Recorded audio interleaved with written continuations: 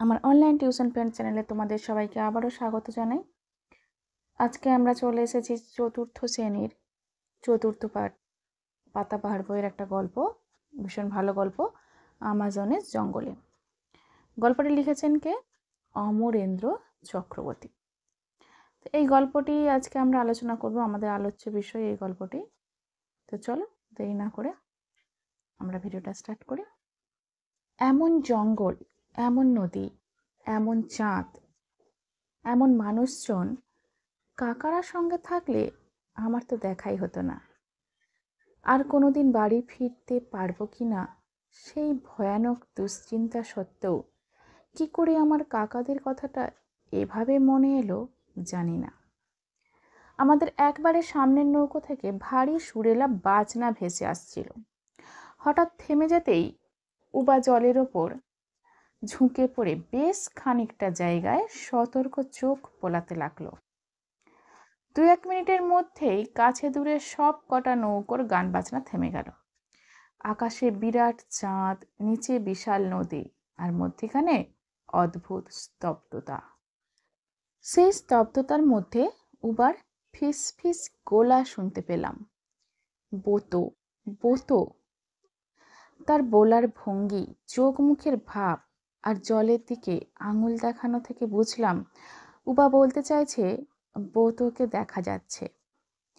বোতোর দেখা পাওয়া নাকি সবসময়ই ভালো, নৌকো উৎসবের রাতে দেখা পাওয়া খুবই সৌভাগ্যের লক্ষণ। উবা আমাকে বুঝিয়ে দিল, নৌকোয় নৌকোয় গান বাজনা থেমে যাওয়া মানে সকলে এতক্ষণে বোতোর দেখা পাওয়ার কথা জেনে গেছে। একটা নৌকোয় গান বাজনা থামলেই বাকিরা যারা যত আগে সেটা খেয়াল করবে তারা তত আগে তাদের নৌকোর গান বাজনা থামাবে। এভাবে কোনো একটা নৌকো থেকে বোতোর দেখা পাওয়ার 2-1 মিনিটের মধ্যেই সব নৌকোয় সেই সুখবর ছড়িয়ে যায়। তখন সকলেই গান বাজনা থামিয়ে যতটা সম্ভব চারিদিক থেকে গোল হয়ে প্রথম নৌকোটার কাছে ফিরে আসতে থাকে। অন্যদের আর কথা কি, আমি নিজেও বোতোকে দেখবার জন্য ব্যাকুল হয়ে পড়েছিলাম। বোতোই নাকি আমাজনের বিপদে আপদে মানুষের রক্ষা করে। জলের তলায় তার মস্ত শহর, সেখানে রঙিন পাথরে তৈরি তার বিরাট প্রাসাদ। এই জায়গাটা তোমরা দেখো, লক্ষ্য করো, এই জায়গা থেকে কিন্তু তোমাদের কি হয়, প্রচুর প্রশ্ন পড়ে। বেশিরভাগ প্রশ্ন এই জায়গাটার মধ্যে থেকে অনেক প্রশ্ন আসে, বুঝেছো? যে বলেছে না যে বোতোই নাকি আমাজনের বিপদে আপদে মানুষকে রক্ষা করে, তাহলে আমাজনের বিপদে আপদে মানুষকে কে রক্ষা করে? তাহলে বোতো। কোথায় তার মস্ত শহর? তাহলে জলের তলায় তার মস্ত শহর। সেখানে কি বলেছে, সেখানে রঙিন পাথরে তৈরি তার বিরাট প্রাসাদ। তাহলে তার প্রাসাদটি কেমন? তাহলে রঙিন পাথরে তৈরি বিরাট প্রাসাদ। এই জায়গাটা খুব সুন্দর একটা ইম্পর্টেন্ট জায়গা, এখান থেকে তোমরা প্রশ্ন পাবে। আর ওপরেও তোমাদের দেখো, এখানে একটা নৌকোয় যখন গান থামিয়ে দেওয়া হয় তখন কি হবে, সমস্ত নৌকো যারা থামিয়ে দেয়, এটাও ওখান থেকে ইম্পর্টেন্ট প্রশ্ন। এখানে একটা আছে দেখো, এভাবে কোনো একটা নৌকো থেকে বোতোর দেখা পাওয়ার 2-1 মিনিটের মধ্যেই সব নৌকোয় সুখবর ছড়িয়ে যায়। ঠিক আছে, এখান থেকেও তোমাদের কিন্তু প্রশ্ন আসে। এই জায়গাগুলো তোমাদেরকে আমি দেখিয়ে দিচ্ছি, তো তোমরা সঙ্গে থাকো, আমি কিন্তু লাইনগুলো দেখাতে থাকবো তোমাদেরকে যে কোথায় কোথায় ইম্পর্টেন্ট প্রশ্ন থাকে। নেক্সট দেখো, হঠাৎ উবার ইশারায় নদীর জলে তাকিয়ে দেখি খুব লম্বা মতো একটা প্রাণী 3-4 হাত জলের নিচে ধীরে ধীরে এঁকে বেঁকে ঘুরে বেড়াচ্ছে। তার নাক বা ঠোঁট খুব সরু, লম্বায় প্রায় 1-1.5 হাত, মস্ত বড় মাথা। এর মস্তিষ্ক মানুষের মস্তিষ্কের চেয়ে বড় হলে আশ্চর্যের কিছু নেই। এর ল্যাজটা শরীরের শেষ প্রান্ত থেকে দুদিকে ভাগ হয়ে ভারী সুন্দর দেখাচ্ছে। রংটা ঠিক লাল কি মনে হলো যেন গোলাপির দিকে। এখানটা থেকেও দেখো, তোমাদেরকে বলছি এই জায়গাটাও কিন্তু তোমাদের খুব ইম্পর্টেন্ট একটা জায়গা। ঠিক আছে, এখান থেকেও তোমরা প্রচুর প্রশ্ন পাবে। যে এখানে বলবে তোমাদেরকে যে বোতোর যে দেখা পেয়েছিল তার বর্ণনা দাও। দেখো ওখানে আছে না লম্বা মতো, এই যে খুব লম্বা মতো একটা প্রাণী, 3-4 হাত কোথায় কত দূর সে ঘুরছিল, কত মানে জলের নিচটা কতটা ছিল বা কতটা নিচে সে ছিল, তাহলে জলের নিচে সে ধীরে ধীরে এঁকে বেঁকে ঘুরে বেড়াচ্ছে। তার নাক বা ঠোঁট খুব সরু, লম্বায় প্রায় 1-1.5 হাত, মস্ত বড় মাথা। এর মস্তিষ্ক মানুষের মস্তিষ্কের চেয়েও বড় হলে আশ্চর্যের কিছু নেই। এর ল্যাজটা শরীরের শেষ প্রান্ত থেকে দুদিকে ভাগ হয়ে ভারী সুন্দর দেখাচ্ছে। রংটা ঠিক লাল কি, মনে হলো যেন গোলাপির দিকে। এখান থেকে তোমরা অনেক প্রশ্ন পাবে, প্রচুর প্রশ্ন এই জায়গাগুলোর ওপর থেকে। তো এই জায়গাগুলো ভালো করে কিন্তু পড়তে হবে। নেক্সট দেখো, যদি ডলফিন হয় তাহলে পূর্ণিমা রাতে আমাজন নদীতে ডলফিন দেখাও তো ভাগ্যের কথা। কজনের সে ভাগ্য হয়? আর যদি আমাজনের দেবতা হয় তাহলে নিশ্চয়ই আমার মনের কষ্ট আর প্রার্থনা বোতর অজানা থাকবে না। জলের নিচে বোতকে দেখতে দেখতে আমি মনে মনে বললাম, বোতো তুমি কে? আমি জানি না। তুমি যদি সত্যিই আমাজনের রক্ষাকর্তা হও, তুমি আমাকে আমার মা বাবা আর স্কুলের বন্ধুদের কাছে ফিরে যাওয়ার উপায় করে দিও। এখানটার কাজটাও তোমাদের একটা প্রশ্ন আসে যে যদি ডলফিন হয় তাহলে পূর্ণিমার রাতে আমাজন নদীতে ডলফিন দেখাও ভাগ্যের কথা।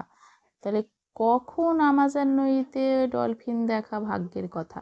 তাহলে এখানে হবে পূর্ণিমার রাতে। এই লাইনটাও কিন্তু খুব ভালো।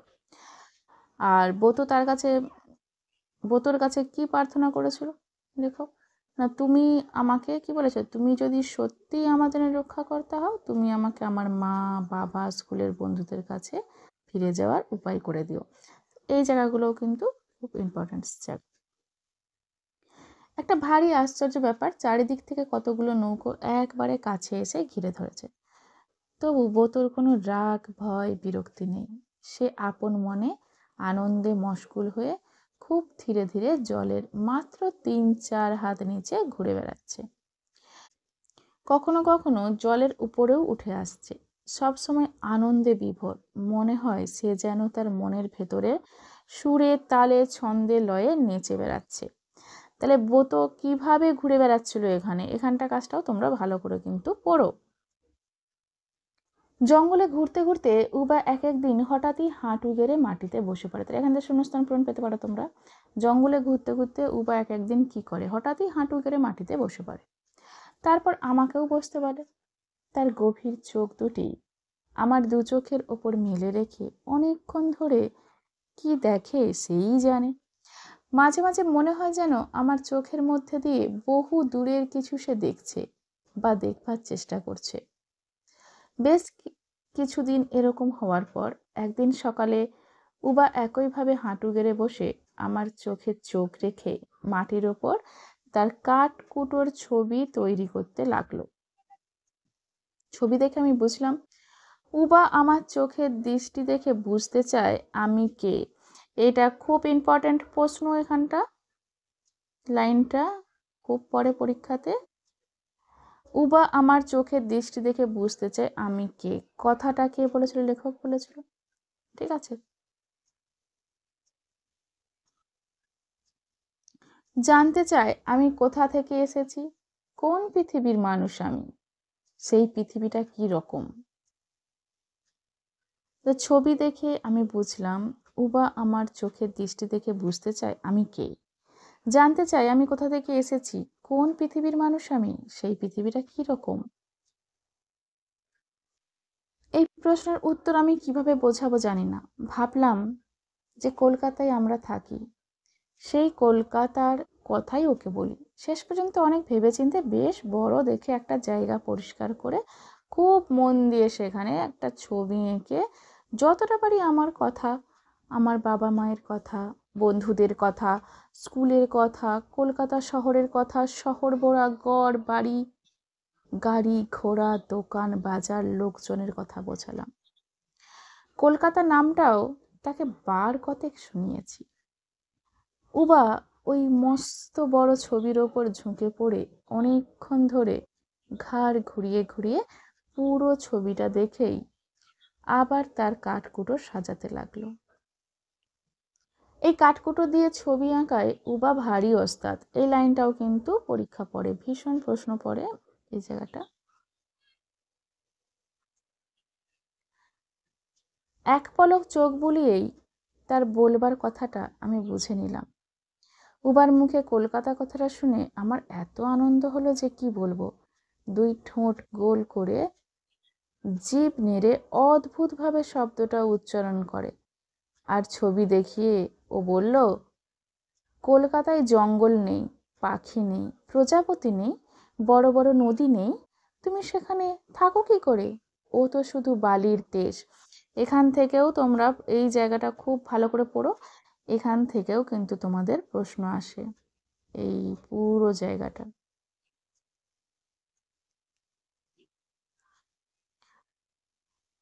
বালির দেশ অর্থাৎ হচ্ছে কি মরুভূমি, এটাও ইম্পর্টেন্ট লাইন কিন্তু। বালির দেশ বলতে কি বুঝিয়েছে? বালির দেশ অর্থাৎ হচ্ছে মরুভূমি। এখানে বালির দেশ কাকে বলা হয়েছে? কলকাতাকে বলা হয়েছে। কেন বলা হয়েছে? না, বালির দেশে দেখো কোনো গাছপালা নেই, কিছু নেই, নদী নেই, জল নেই। তো কলকাতায় জঙ্গল বলেছে, কলকাতায় জঙ্গল নেই, পাখি নেই, প্রজাপতি নেই, বড় বড় নদ নদী নেই, তাই ওই জন্য তাকে বালির দেশের সঙ্গে তুলনা করা হয়েছে। কলকাতায় থাকতে কই একথা তো কখনো মনে হয়নি। এখন আমাজনের জঙ্গলে বসে উবার মুখে শুনে মনে হলো সত্যিই তো কলকাতায় ঘন সবুজ বন জঙ্গল, পাখি, প্রজাপতি এসব তো দেখা যায় না। ভ্যান রিক্সায় অনেকটা টিনের বড় বাক্সের মতো দেখতে, চারদিক বন্ধ গাড়িতে ছোট ছোট ছেলেমেয়েরা গাদাগাদি করে বসে স্কুলে যাচ্ছে। এই ছবিটা দেখে উবা আমার দিকে তাকালো। এই ছবিটার মানে সে একেবারেই বুঝতে পারেনি।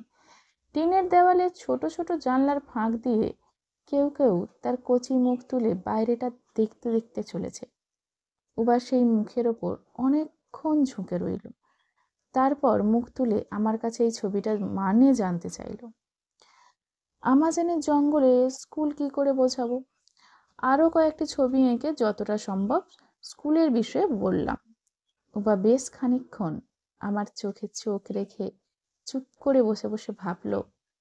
তারপর তার কাঠকুটোর ছবিতে বলল, জঙ্গলের গাছপালা, ফুল, ফল, কীটপতঙ্গের সঙ্গে না থেকে, গ্রীষ্ম, বর্ষা, শীত, বসন্ত না দেখে কলকাতায় বসে তুমি কি করে এই জগৎটাকে জানবে? এরপরেই উবা হঠাৎ আমার একটা হাত নিজের দু হাতে নিয়ে আমার দু চোখে, তার সেই গভীর দু চোখের দৃষ্টি রেখে মুখে কোনো শব্দ উচ্চারণ না করে বলল, তুমি আর ওই দেশে ফিরে যেও না। তো গল্পটা আমরা এতক্ষণ পড়লাম। তো গল্পটা ভীষণ ভালো একটা গল্প। তো এটা তোমরা লাইন ওয়াইজ ভালো করে খুঁটিয়ে খুঁটিয়ে পড়ো। আর যে জায়গাগুলো তোমাদেরকে মার্ক করলাম ওই জায়গাগুলো ভীষণ ইম্পর্টেন্ট একটা জায়গা। তো এরই প্রশ্ন নিয়ে, এই গল্পটার ওপরে অনেক প্রশ্ন নিয়ে আমার পরবর্তী ভিডিও আসতে চলেছে। তো তোমরা সবাই খুব ভালো থেকো। এতক্ষণ আমার সঙ্গে থাকার জন্য, ভিডিওটা দেখার জন্য তোমাদেরকে অনেক ধন্যবাদ। তো পরবর্তী ভিডিওতে তোমাদের জন্য আমি নিয়ে আসতে চলেছি আমাজনের জঙ্গলের প্রশ্ন উত্তর। সবাই খুব ভালো থেকো।